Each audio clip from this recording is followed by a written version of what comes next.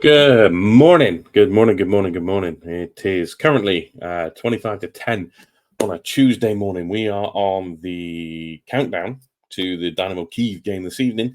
But I just wanted to come in, do a little review of what's been going on in the last week. Seeing as how the season has now begun, we have had our first league game, and as we head into this Tuesday against Dynamo Kyiv, just give a little bit of rundown of what's been going on. And see if this is something that you guys like. And if you guys like it, we might continue doing it. So why not? Let's get started. Then the obvious thing to go with then for today is the game on the weekend against Hearts. Not the start we wanted.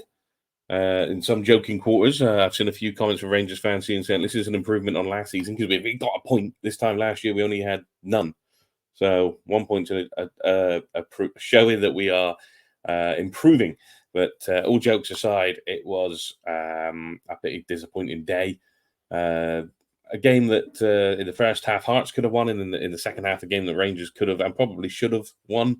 The stats on the game make for interesting reading. I didn't really realise it myself until I've looked at it for the purposes of this. But Hearts had 19 shots in the entire game. We had 9. But we had an equal share of shots on target with 3 each. And but as the game went on, and not that it matters, but we had 62.5 overall possession in the game, which does help. Dessers probably had our best chances. He could have easily had a hat trick in this game. On another day, may well have got a hat trick. But as we know, that's Dessers inside and out. A good take out of the air, and when he attempted to lob Clark from literally nowhere, too close to try an potential lob. He could have maybe put it around him or just volleyed it and tried his luck and seen what happened. I've seen a lot of people say, I should have just slid it into the corner. Looking at the chance again, going back and having a look at it, a little bit difficult to do that. So, but then a second chance in that first half, of ball from Yilmaz, which is flown over. He's taken it down well, took out 2 defenders with his trademark sidestep, and Clark was in the right place to make the save. And in the second half, that header, how did that not go in? How? He's knocked it. It's hit off his off. I think it's taken a nick off of Kent's head as it's gone, and it's managed to hit the bar and the post. It's not something you see all that often, hitting the bar and the post and coming back out. So unlucky on that sense. Barron had a good shot in the first half. I think Lawrence had a superb shot in the second half, which Clark put over the bar. So we had the opportunities to win it, and I think that Clement afterwards said that they could have easily won it in the second half. On another day, they would have, but that seems to be the mantra over the past season or so, that on another day we win that. So we've got to make that change. We've got to stop that change. We've got to say, from instead of it being on another day we won that, we've knuckled down, got the win, and walked away with the points. That's what we need to be doing. But only time will tell. And Clement himself is saying that it's going to be October, November time before you see the best of this Rangers team. Do we have the time for that? But again, only time will tell. Other positives to come from it, that Czerny made his debut. I quite like the look of him. He got the ball down, he ran, he tried to take people on. That's quite good. It was only a small appearance coming on for Scott Wright. Yep, coming on for Scott Wright. I have to make one because I know both wingers got changed out, but more on the other side in a sec. Sorry about that little gap there. The first time I'm doing this, so please bear with me and be gentle. But I thought Czerny looked fairly decent when he came on. I mean, I know he's come off the back of a 4-week holiday, but he looked decent when he came on. So to get Clement's post-match, he wasn't satisfied with the first half, particularly that first half hour, because we were not first in the winning the duels, not the first duels, the second duel, the third. We weren't winning any of it. We seemed a bit tentative and a bit scared. Not going forward, not good enough, not making the decisions, not being brave enough going forward. Always insinuating to me that we're looking for the easy options going forward. But the second half, much better after a chat and a reset. Now, we see this a lot, that Rangers come out second half, completely different team. Again, is this something that we can continue to do? Because you look at coming up on Tuesday, we've got Dynamo Kyiv, and they battered Partizan 9-2 over the 2 legs. If we have another first half like that and Dynamo come off and do it again, by the time we get to half time and that reset, the game could be gone. that's the seriousness of this. It's the Champions League. We're not mucking about. So can afford to do this? We weren't good in the first half. We had a reset at halftime, and off we went and dominated the game. Have we got the time for that? Personally, I don't think we do. But to keep going, I don't want to harp on about that sort of thing. He's still looking to bring in experience for the middle of the park, because we are light there, but we do need the experience in. I think at times you can see the class that we've got in the midfield, but it was only spells. It wasn't constant. And I don't think we can rely is probably the wrong word. I don't think we can go ahead with what we have, because one injury and our midfield's knackered.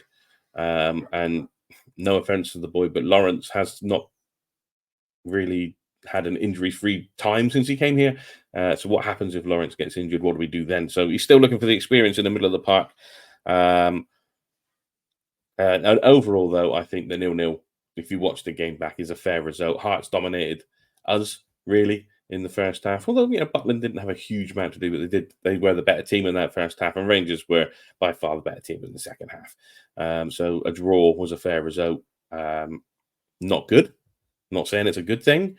Going to Tynecastle is a tricky place, so you can at times be happy with a draw, but opening game of the season, you want to win. Equally so do Hearts, but we're Rangers, so we want that win ourselves. A bad part of that game, though, was the injury to Cortes, who twisted his knee on the fall with Taylor, Taylor gave Cortes a torrid time. Cortes did not get much change out of Taylor at all in that game. And just before halftime, he's gone down, landed, twisted his knee a little bit. And at halftime, during the halftime break, he had gone through a medical assessment with the medical team, and both Cortes and the medical team said he was fine to carry on playing. And then on the first sprint of the second half, he goes, that's it, he's done. And he luckily walks off the pitch. He wasn't carried off this time. But I think we all feared the worst, considering it was the knee, and we know what happened last season. But now it looks like he's going to be out for the next 4 to 5 weeks, which is terrible for us, and terrible for the boy, because obviously he must have feared the worst when he felt his knee go. Do we need to now look at bringing someone else in to cover that position? Do we have someone that can play in that position? Is Rabbi Motondo up for the task? There were flashes, but nothing that made him stand out to me. So do we need to go looking to get into that transfer market again and replace the Cortes thing? Okay, so away from the Hearts game then, because this don't want to be too long. We've covered this with the match reactions and that sort of stuff. And we probably covered it a little bit on Monday with the Monday Night Pod, so we'll just move away from there. We do want to bring in the fact that Czerny I didn't know I mentioned Czerny making his debut, and he looked good. Robin Proper has come into the club, and to give you some stats on Robin, overall, he has played, and I don't know why that disappeared. Bear with me just 2 seconds. So Robin Proper coming over from FC Twente. There is some sort of dubiety on what we paid for him. Somewhere between the regions of 1.5 and 2.7 million pounds for Proper. The stories that are going about is that we caught in on a little loophole, that he was asked to stay for another season. They put a price tag on that if someone comes in with this before a set time next season, you can go. And apparently we did that, and that was the 1.5 million. But other places are saying that no, that didn't happen, and we paid 2.7 million for him. Either way, as for what is a class as a dominating centre half, as in some cases a strong centre half, 2.7 in these times. I mean, a big money signing, really, if you think about Scotland as a whole. But with the finances that the Scottish League have, but if it was 1.5, what an absolute steal.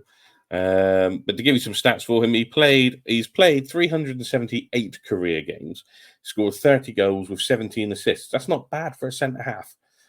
So it looks like we've got a centre half that is a goal threat as well, which we've been badly lacking for the last couple of seasons. He has 78 yellow cards to his name in those 378 games, and 5 career red cards, and I think 3 of those were double bookings. So not one to be sent off straight red a lot, and it's a defender's nightmare, isn't it? You get the booking, particularly if you get one early on. So he's probably suffered from that. Whereabouts in his career they were, I'm not entirely sure. But he's only played for 3 clubs in Holland, from what I can work out. So not a man that's been moving around to get these stats. Some people say he looks like a happier version of Pepe. And looking at the pictures of the man, I can wholly agree. If he's as dominating as Pepe, then I can't wait to see it. And he'll come in there. So yeah, just to give you that rundown on him from his previous clubs. He was at De Graafschap,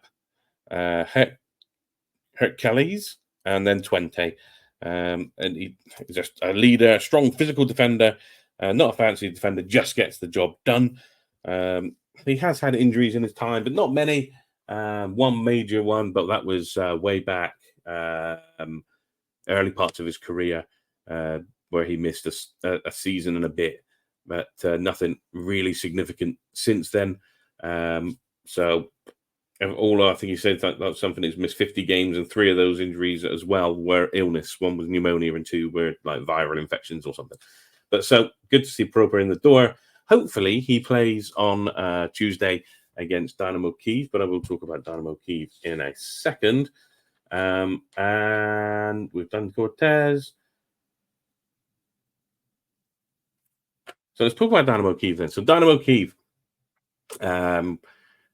beat Partizan 9-2. 9-2? Yeah, 9-2 overall on aggregate. Is that because Dynamo Kyiv was so good, or were Partizan really poor? I mean, I haven't watched either game to come up to. Maybe I should. I don't know. You tell me. But we need to be prepared that this is going to be a tough game. Going away to Poland, and it's a strange one because it's going to be 2 games in a row where neither team is playing in their home ground. For obvious reasons, Kyiv can't play at their own ground, so they'll be playing in Poland. And then when we do get the return leg, it'll be at Handen. But is the fact that they're an attacking team by the sounds of it, does that play into our hands? Can we use people like Matondo, because I'm assuming he's going to start now because Cortes is out injured? Can we use his pace to get in behind? Can that work out for Dessers? Is it going to help us doing that? Only time will tell. But when it comes to, obviously, we mentioned one with Cortes obviously missing that game. Clement was asked about Czerny and Proper playing on Tuesday night as well. He gave nothing away. The question was asked, will they start? And he gave absolutely nothing away on that one, saying that, he needs to look. It's too early to tell. He needs to see what they're like in the training with their new teammates. And when it might not be this game, it might not be the next game, it might be the game after that. If that's the case, why bring them in? But I wholly expect both Czerny and Proper to start on Tuesday night. I might be mistaken, but I'm pretty much going to go for that. While we're on the Dynamo Kyiv situation, again, I think we mentioned this as well on one of the other press conferences, and I think the same person that Martin mentioned was there. This strange journalistic approach of asking Leon Balogun if he's confident that Cyril Dessers will get the goals that Rangers need. First, Clement came in and said that's a very strange question to be asking at this point. And then Leon Balogun handled it extremely well by saying, what do you want me to say on that? I mean, he scored a significant amount of goals last season. So, yes, of course, I'm confident that he can score the goals that can take us there. So I think that was really well handled by Balogun. But again, a true nature of journalism in Scotland, who ask ridiculous questions when put in a place where most of us would love to be to ask certain questions. It was just awful. So, yeah, that's pretty much all I've got for now. We go into it's Tuesday, as I said, right now, 10 to 10 in the morning. We are on that countdown to Kyiv.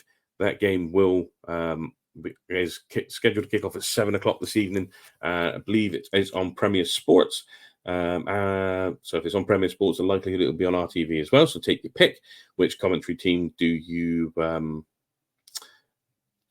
want to say like the most, but can you tolerate the most? Do you want to go with Tom on RTV, or the potential of listening to Michael Stewart for 90 minutes on Premier?